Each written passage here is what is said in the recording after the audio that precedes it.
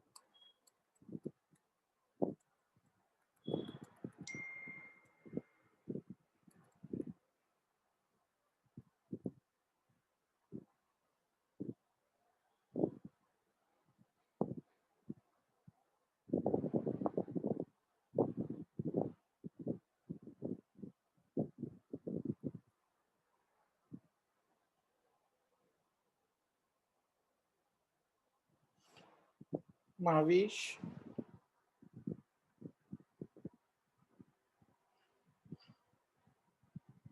Mavish. Oh, yes, sir. Please keep your video on, beta. Okay, sir.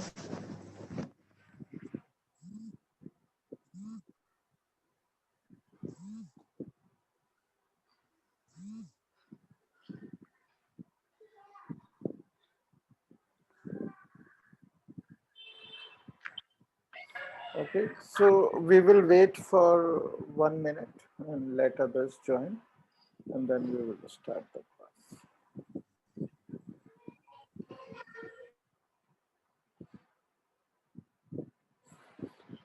Okay, so this is the numericals in this chapter are actually fairly easy. Okay, not many concepts, just one or two concepts you have to use. Okay, so even if you follow the numericals in the class, right, and do along when I am doing it, you can also do those, right? You will find that they are very easy and your chapter will be well prepared. Then you have to just revise your theory for the exam. Okay, so I don't know why there is nobody else who has joined today. Let me just send a quick message.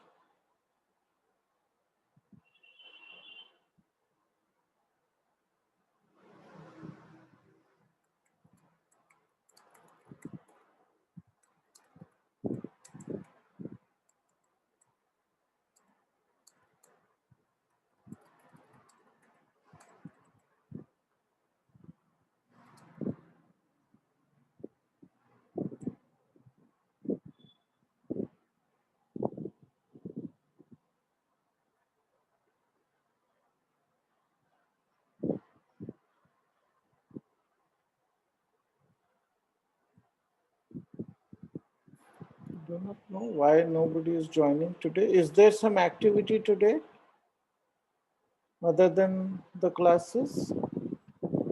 Sir. कुछ और हो रहा है आज school में कोई clash है क्या किसी और No, क्लास sir. से? ओके सर बस जो अपसेंट स्टूडेंट थे उनके एग्जाम है वो भी 3 से 4 के आसपास। अच्छा हाँ तो वो तो बाद गुड में। Afternoon sir. Good afternoon Vikrant बेटा अपना वीडियो ऑन रखिए।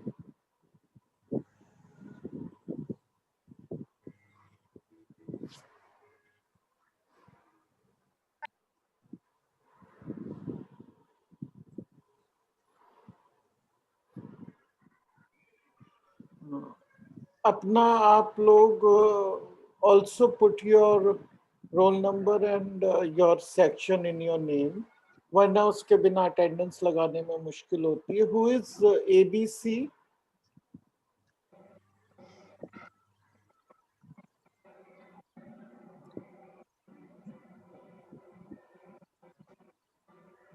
Rename yourself properly. What is this is not making sense. And keep your videos on. Tulsi, Abhishek and ले देख लो। हाँ वंडरफुल बेटा, ऑन रखिए बेटा, बंद नहीं करिए उसको। ये एबीसी ऑन पे I'll I'll remove the person if not renamed immediately. ऐसे जी भगाओ जाए, टाइम लगा रहे हो।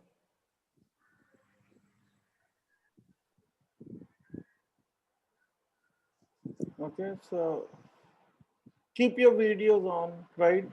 That's mandatory. It's very important to keep it on. Okay. Okay, so let's get started. Suppose now we did a few numericals in the last class, okay, and we'll continue with that. Suppose we find a fission, we think of fission of the iron nucleus, okay, into two equal fragments of aluminium. Is the fission energetically possible? Okay, and we have to argue it out based on the energy calculations. तो ये बिना calculate करे ही हमें answer मालूम है। Answer ये है कि ये पॉसिबल नहीं हो सकता। As a matter of fact iron is the most stable element from the binding energy perspective. Iron को तोड़ के या उसको जोड़कर कैसे भी हम कोई एलिमेंट बनाएंगे, उसकी binding energy per nucleon iron से कम ही होनी। ठीक है, तो iron is the most stable from a binding energy perspective. तो इसलिए ये तो हमें पता है कि ये होगा नहीं, right? But the question is there, so we have to show it with the energy considerations. Okay, तो हम ये क्या करना है, हमें सबसे पहले हमें ये निकालना है कि हमारा डेल्टा एम क्या है, राइट? सो डेल्टा एम क्या है? is equal to mass of reactant minus mass of products, right? तो mass of reactant क्या है? ये, तो it is 559349. ओके, इसमें से क्या सब्ट्रैक्ट करेंगे? दो ये बने इसमें से, तो 2 into 27.919. okay, so what is this? Okay, so this is 55.9638. okay, now see this number is bigger. Okay, so this actually turns out to be minus 0.02888. okay, which is less than 0. Hence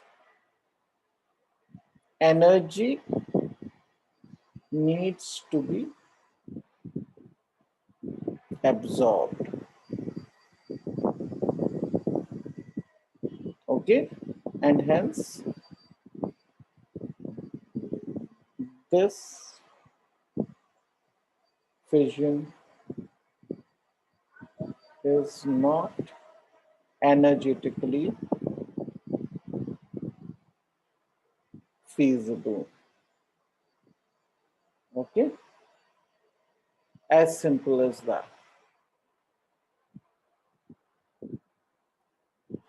The fission properties of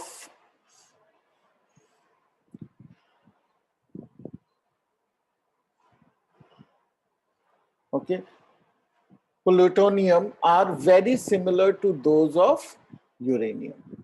Okay, अब आपको याद होगा कि हमने ये कहाँ पे पढ़ा प्लूटोनियम के बारे में?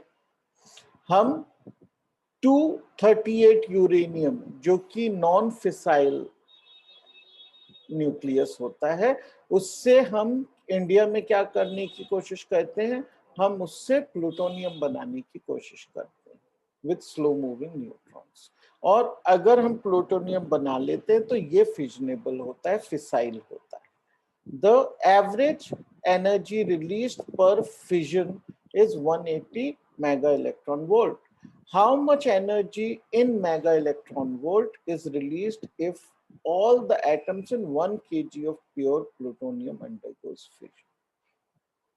ठीक है, तो ये बिल्कुल स्ट्रेट फॉरवर्ड है. All we have to find is number of atoms in 1 kg. वो हम कैसे निकालेंगे? It is simple. 1 kg is 1000 grams divided by the mass of this, right? Mass is, we will use the mass number because real mass is not given, right? 135, sorry, 130, plutonium is 139, okay, 139, 239 into the Avogadro's number. Okay, so this becomes 1000 by 239 into 6.023 into 10 raised to the power 23. So these are the number of atoms. Okay, on solving we will get 2.52 into 10 raised to the power 24 atoms. Energy coming from one atom is this.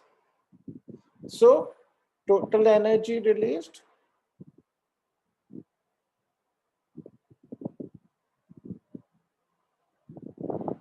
is equal to this into this, 180 into 2.52 into 10 to the power mega electron. Okay, on solving this, right, it will be 10 raised to power 626 here. Okay, and the number we get is 4.536 mega. Okay, very, very simple numerical. Okay, let's do one more.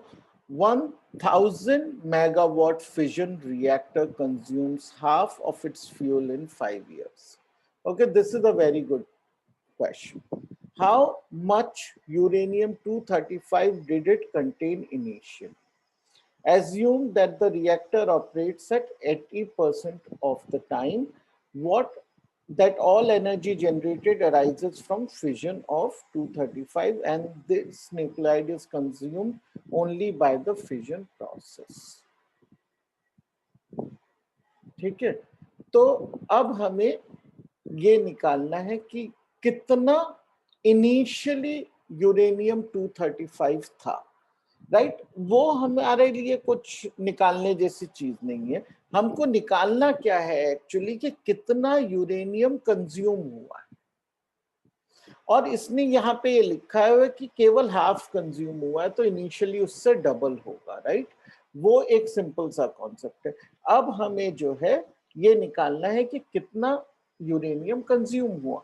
तो सबसे पहले हमें निकालना पड़ेगा कि कितनी energy actually ये plant, जो इतनी पावर का प्लांट है, वो 5 साल में जनरेट करता है. ओके, तो ये हम कैसे निकालेंगे? ये हम ऐसे निकालेंगे, एनर्जी प्रोड्यूस्ड इन 5 years. ठीक है, कितनी होगी ये एनर्जी? देखिए, सबसे पहले 5 years into 365 days. Okay, that assumption we will make that all the days are, in all the years the days are 365, right? So that assumption we can make, and into seconds in a day. Okay, seconds in a day are 86400. Okay, so this is the number of seconds. This is the number of seconds.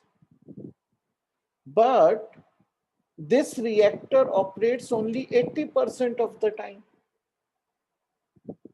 So total number of second it actually worked is multiplied by 80 by 100. Now this is effective seconds.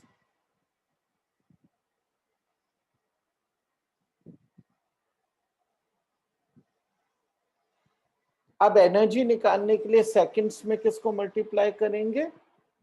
Power को. So power क्या है? 1000 but megawatt. Okay, so 1000 into 10 raise to the power 6. ये है हमारी power in watts. ये seconds है, ये watts है, तो फाइनल यूनिट हमारी आ गई joules. Okay,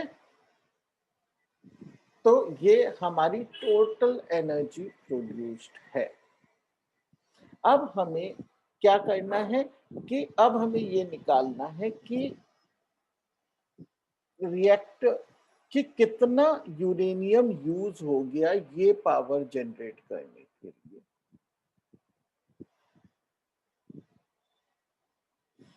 okay, how will we find that out? एक एटम जो है, one atom generates how much energy? Uranium का एक एटम जनरेट्स रफली 200 mega electron volt of energy.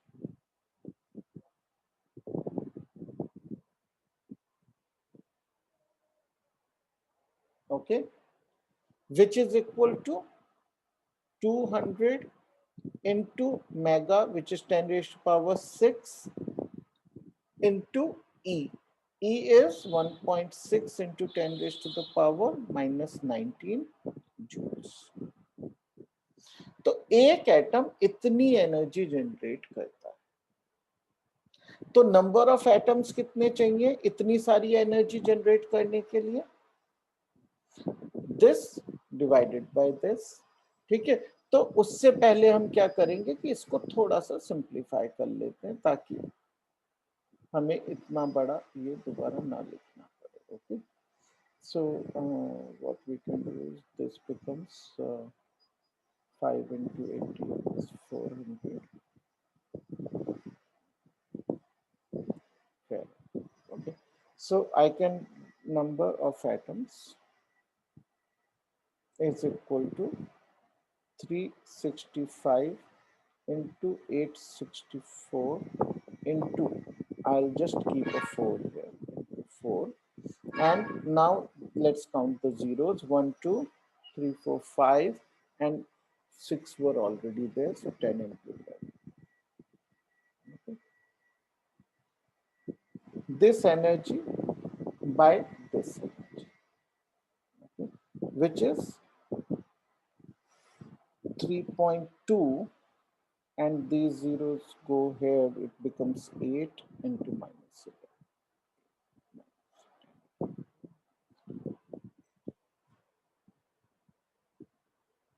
Okay, and now we have to find the mass. Mass कितना होगा इसका? We have to multiply the number of atoms by the mass of one atom.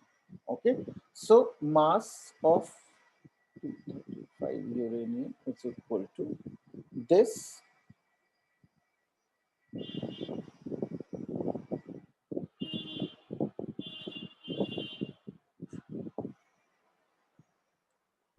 Okay, divided by the Avogadro's number, which is 6.023 into 10 raised to the power 23. Okay, into the mass, which is 235. But this is in grams, so I have to convert it into kilograms.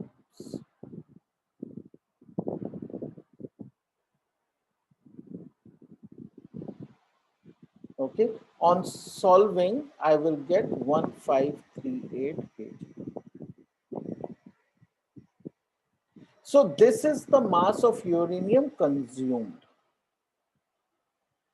हमें question पूछा गया है how much uranium did it contain initially, तो ये उस तरह का question है जिसमें कि अगर हम क्वेश्चन ढंग से नहीं पढ़ेंगे तो सब कुछ सॉल्व करने के बाद भी आंसर गलत ही रह जाएगा।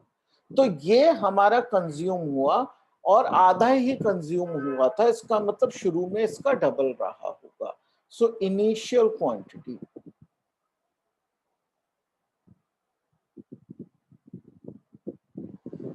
क्या है, into 2, okay, which is 307. So this is our final answer. Okay, simple concepts हैं लेकिन ध्यान रखने वाली चीजें हैं। इस तरह के क्वेश्चंस आते हैं, इनमें ध्यान रखना है। 80% टाइम केवल काम कर रहा है उसका ध्यान रखना है, and the wording of the question is such that you have to double your final calculation. ठीक है, तो उसका ध्यान रखना है। How long can an electric lamp of 100 watt be kept glowing by the fission of 2 kgs of deuterium? Take the fusion reaction as this. ठीक है, तो सबसे पहले जो करना है हमको, क्या करना है इसमें कि सबसे पहले हमें एनर्जी दी गई है ऑलरेडी, ओके, और ये एनर्जी प्रोड्यूस करने के लिए हमें 2 एटम ड्यूटेरियम के लगते हैं। Okay, so total number of atoms कितने हैं 2 kgs में? Total atoms of deuterium in 2 kg कितने होंगे? विल बी इक्वल टू कितने होंगे 2 kg में? इसका मास क्या है 2, तो 2 kg में कितने एटम्स होंगे? एनीवन? 1 मोल। 2 ग्राम्स में 1 मोल होंगे, राइट? ग्राम्स में होते हैं मोल्स, तो 2 ग्राम्स में 1 मोल होंगे, तो इसमें कितने होंगे? 1000 moles, which is equal to 1000 into Avogadro's. और लेकिन एक रिएक्शन में इतनी एनर्जी प्रोड्यूस करने के लिए हमें लगते कितने हैं? 2 लगते हैं। तो energy produced is 1000 into Na by 2 into 3.27 mega electron, right? ये हमारे आ गई एनर्जी प्रोड्यूस्ड, लेकिन ये मेगा इलेक्ट्रॉन वोल्ट में है। So we should convert it into joules to be able to use the watt unit, right? सो अब हम इसको जूल में कन्वर्ट कर लेते हैं। 500 into 3.27 Na, okay, by how will we do that? Into 10 raised to the power 6 कर लिया मेगा के लिए, और फिर इलेक्ट्रॉन के लिए कर लिया 1.6 into 10 raised to the power -9। ये हमारा जूल्स है। Okay, now time is equal to power by energy,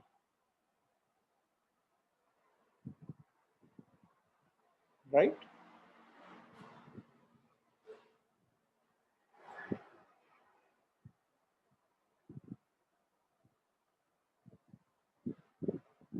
Okay, so I think I wrote it the wrong way. Energy by power. Okay, so time is energy by power. Okay, so energy हमने निकाल ली है, ये है हमारी energy. Power हमें पता है 100, तो we'll just solve for that. 500 into 3.27 into 1.6. Okay, this becomes -13 plus okay, तो 6.023 लिख लिया, इंटू 10⁻23 है, यहाँ -20 आया तो ये माइनस इंटू 10⁻10 रह गया है। ओके, नीचे पावर आ जाएगी 100। Okay, so this gets cancelled out. Okay, this and this becomes 8. Okay, now we have to perform this calculation. Roughly speaking, this is equal to 820. So this will be close to this is less than, yeah, this is roughly 8.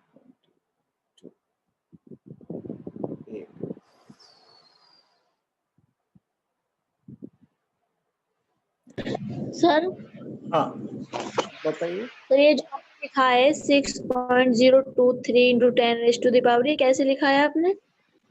कौन से वाला? ये वाला, ये? Yes sir. हाँ, yes sir. ये मैंने क्या किया, देखिए यहां से हमें आ गया दिस इंटू दिस इज 10⁻⁻13 और एवोगैड्रोस नंबर जब हमने एक्सपेंड किया यहां से तो वो था 6.023 इंटू 10⁻23। तो ये और ये मल्टीप्लाई होकर 10⁻10 रह गया। Okay sir. ओके, तो अब ये हो गया हमारा, ये दिस इंटू दिस इज रफली 20 into 8 is 160, so this is close to 1.6 into 10⁻12 second.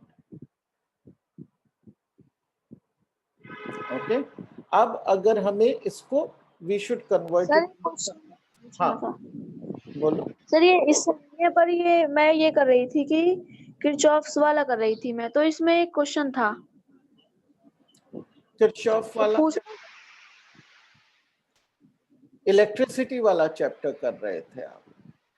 Yes sir. तो इसमें एक क्वेश्चन आया था कि इसमें सर जैसे दो इक्वेशन आ गई हैं तो उसमें मुझे जैसे एक पर्टिकुलर I1 निकालना है, तो इसमें सर दो है, I1 भी है I2 भी है, तो मैं I1 को एक साइड में लिख के और 0 लगा के इक्वल करके I2 को उसके साइड में लिख सकती हूँ क्या? बेटा देखो, ऐसे में एक काम करो, आपने जो भी किया हुआ है ना उसकी एक फोटो खींच के मुझे ना वो भेज दो व्हाट्सएप पे। आपको मेरा नंबर तो उसमें से मिल ही जाएगा जो मैं मैसेजेस आपको भेजता हूँ ग्रुप में, राइट? यस। तो उसमें ना आप मुझे वो व्हाट्सएप कर दो, मैं आपको देख के बता दूंगा उसमें। ठीक है। ओके ठीक है, अब ये आंसर जो है हमारा सेकंड्स में आ गया है। इसको हम चाहें तो ईयर में कन्वर्ट कर सकते हैं because this is too big a number for seconds.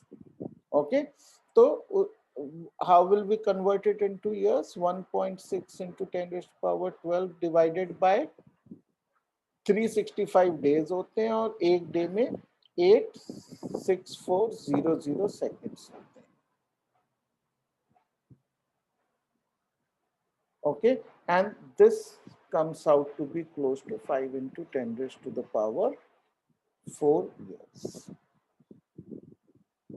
Okay, roughly ये आंसर इसका आता है। ओके, तो वो कैलकुलेशन आप करके देख लेना। लेकिन ये जो है द क्वेश्चन के जो स्टेप्स हैं बहुत ज्यादा, मतलब आपको एक एक स्टेप करना है और ये हो जाएगा, बस कैलकुलेशंस में थोड़ा समय लगता है। जैसे मैंने आपको बताया कि एग्जाम में राइट अगर आपकी पावर ऑफ 10 करेक्ट आती है तो आपको मार्क्स मिल जाते हैं, और जो दूसरे नंबर्स हैं वो रफली करेक्ट आते हैं तो मार्क्स मिल जाते हैं। ओके, तो कई बार क्या होता है कि इस डर से कि ये बहुत लंबी कैलकुलेशंस हैं, lot of students just leave these questions out in the exam. Okay, so there is no point of doing that. आपको करना क्या है कि आपको करेक्टली इसको करते जाना है, उसमें कोई भी मेहनत नहीं होती है, ना समय लगता है।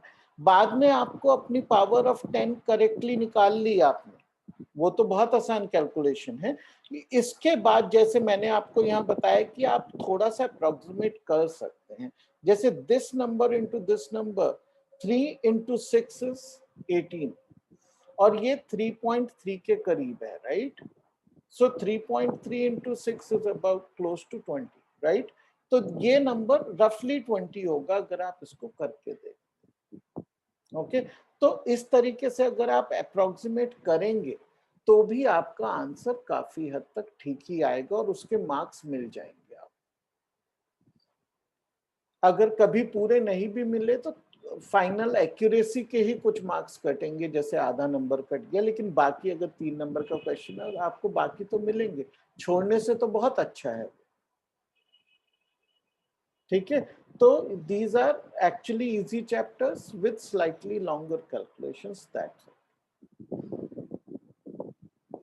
Calculate the height of the potential barrier for a head-on collision of two neutrons. ठीक है, तो हमें height of potential barrier निकालना है। Potential barrier क्या चीज होती है? Okay, potential barrier is just the name for the the potential at a certain point if we are working against the force. ठीक है, तो अब ये क्या चीज है, दो ड्यूट्रॉन्स हैं। ठीक है, अब दो ड्यूट्रॉन्स हैं, उनमें ड्यूट्रॉन का क्या मतलब हुआ कि एक उसमें प्रोटॉन है, एक उसमें न्यूट्रॉन है। अब अगर ये दोनों एक दूसरे के पास आएंगे तो ये कूलम फोर्स की वजह से एक दूसरे को रिपेल करेंगे, राइट।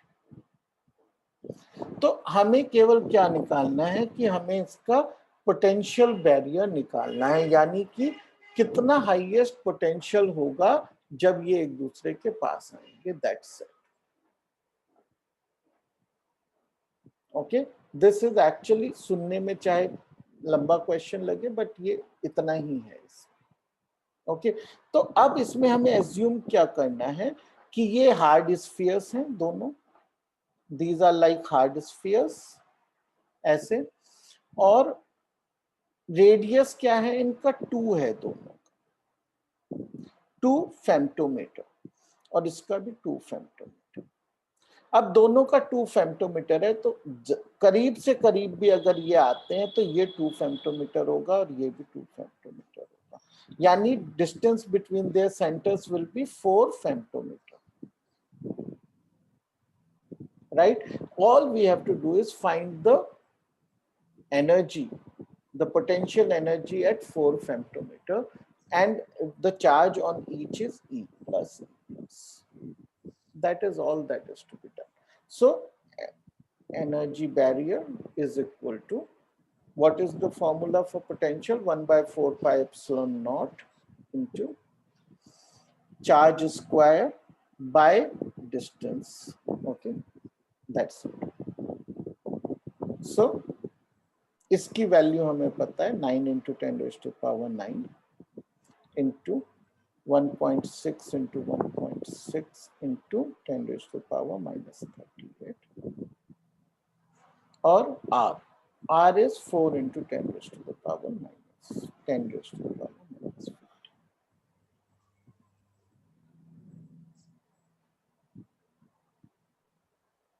ठीक है, तो ये किस में आएगी?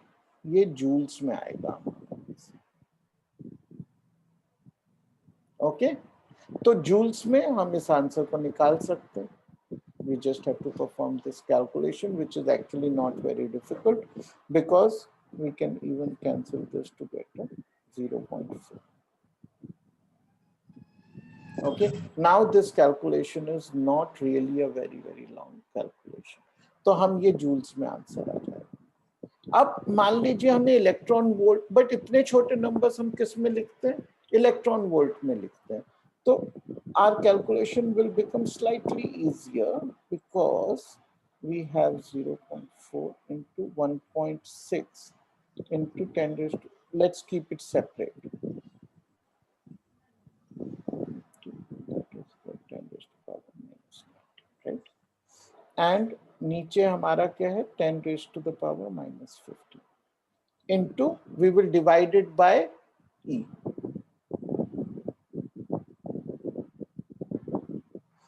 And the unit will become electron. तो अब हमारा ये भी कैंसिल हो गया। सो हमारी जो कैलकुलेशन बची बस वो इतनी सी बची, which is this into this is 3.6. Okay, and now we have to just solve for powers. 9, this is minus 10 and 10 raised to the power 5.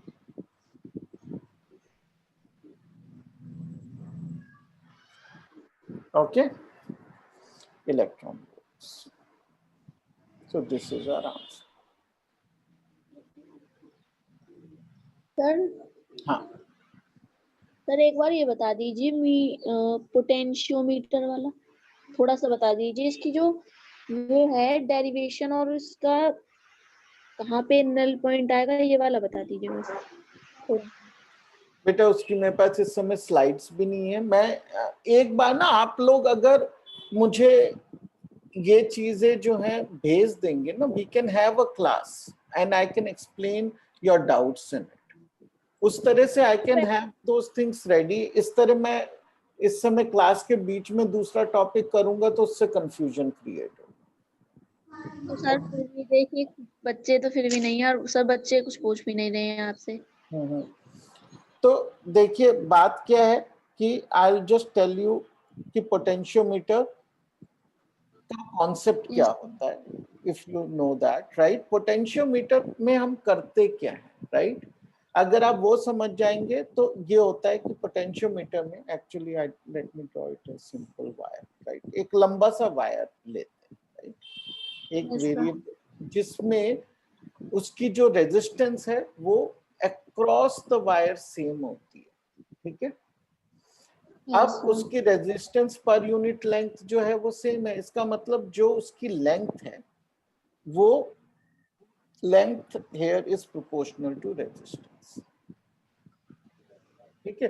अब इसको हमने एक बैटरी से कनेक्ट कर दिया है, जी सर। ठीक है। तो यहाँ पे एक हमें वोल्टेज पता है,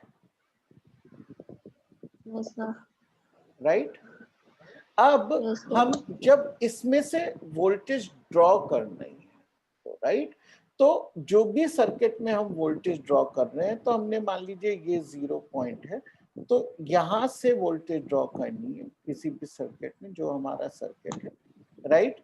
उसमें हम अपना एमीटर भी लगा लेंगे और इसके ऊपर इसको स्लाइड कर देंगे, right. So now we can find the voltage that is applied across this resistance by measuring the length, right? क्योंकि अगर ये length जो है initial length L है, right? This entire length is let's say L, और इस समय जो है हमने X पे इसको रखा है, तो ये वोल्टेज कितनी होगी?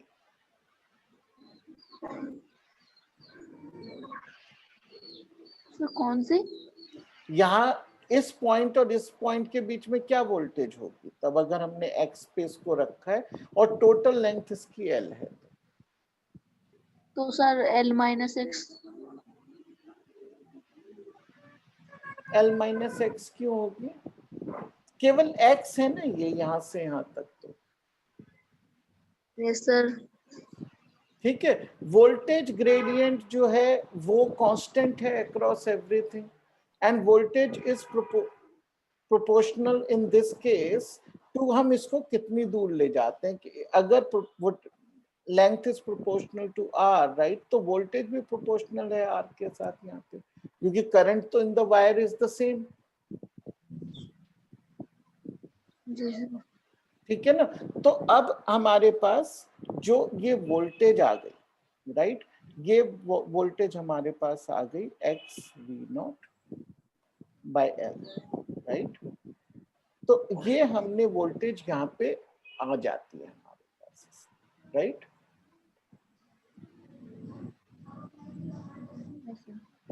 तो यही जो है ये एक तरह से हमें एक वेरिएबल पोटेंशियल देने का तरीका है।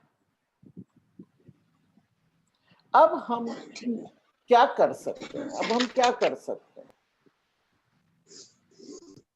अगर हम इसको इसके ऊपर स्लाइड करें जब तक कि ये 0 ना हो जाए करंट, यहाँ पे मतलब नल पॉइंट आता है, वहाँ पे जीरो ना हो जाए उसका वो। राइट। तो वो नल पॉइंट आ जाएगा, तो वो कब होगा? जब ये वोल्टेज, ठीक है ना, जो इसके अगेंस्ट वोल्टेज है, मतलब इस केस में तो नल पॉइंट आएगा नहीं क्योंकि मैंने इसमें अभी कोई बैटरी नहीं लगाई है, राइट। यूजुअली हम इसका यूज करते हैं कोई बैटरी का ईएमएफ फाइंड करने के लिए, राइट। क्योंकि अगर मैं Yes, sir. यहाँ पे एक बैटरी भी लगा दूं, राइट, इसकी जगह एक बैटरी लगाई, राइट, Yes, तो sir. उस केस में क्या होगा कि जब ये वोल्टेज जो यहाँ पे है ये इस बैटरी के ईएमएफ के इक्वल हो जाएगी, तभी नल पॉइंट आएगा। और हम ये ऐसा करते क्यों हैं? हम इसलिए करते हैं कि हम चाहें तो ऐसा कर सकते हैं कि हम ये ले लें और इसमें एक वोल्ट मीटर लगा दें, तो भी तो हमें वोल्टेज मिल ही जाएगी, राइट। Yes, sir. इशू क्या है? हमें ये इस तरह वोल्टेज क्यों नहीं हम एक बैटरी की मेजर करना चाहते?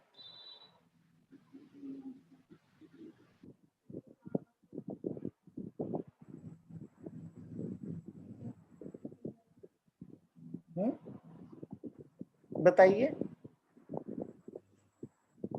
क्योंकि तो ईएमएफ फाइंड करना है ना हमें तो बैटरी का। हाँ हाँ, तो इस तरह ईएमएफ नहीं आएगा क्या?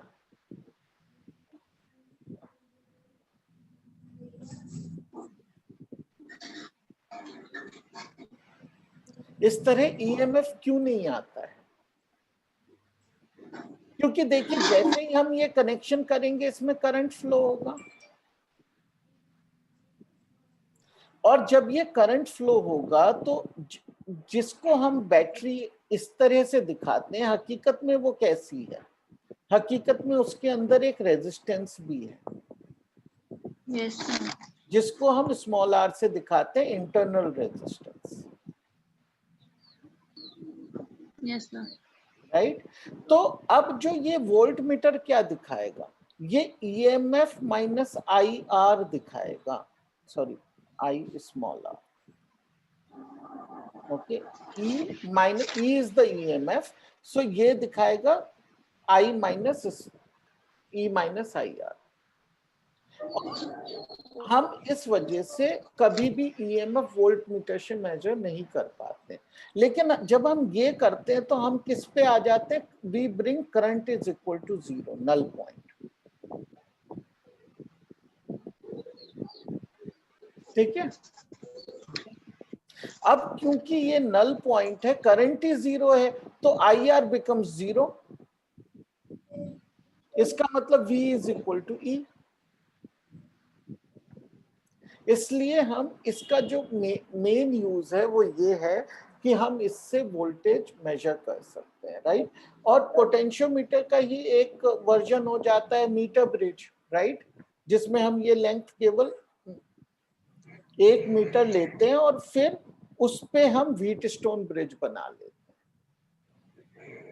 Yes, sir. राइट। तो उसमें एक तरफ हमने x लिया, दूसरी तरफ L माइनस एक्स आ जाता, Yes, sir. और उसके आगे बस वो व्हीटस्टोन ब्रिज ही होता है, राइट।